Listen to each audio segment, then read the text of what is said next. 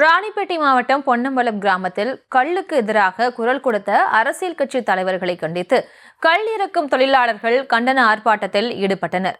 அப்போது போதைப் பொருள் இல்லை என நிரூபிக்க குழந்தைகளையும் கள் குடிக்க வைத்தனர். இது தொடர்பான விவரங்களோடு இணைகிறார் எமது செய்தியாளர் அருளரசன். வணக்கம். மேலும் விவரம்.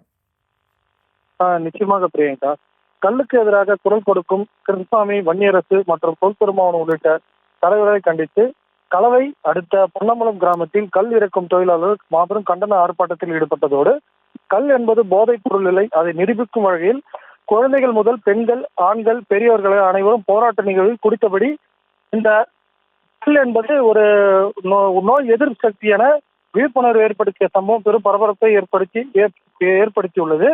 தமிழகத்தில் கல் இறக்குவதற்கு தமிழக அரசு தடை விதித்து நீடித்து வருகிறது.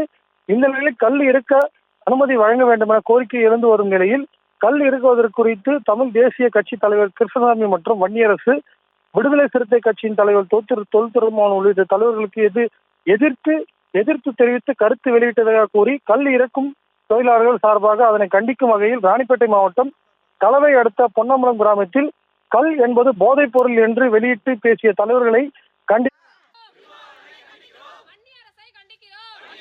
விவரங்களுக்கு நன்றி அருளரசன்.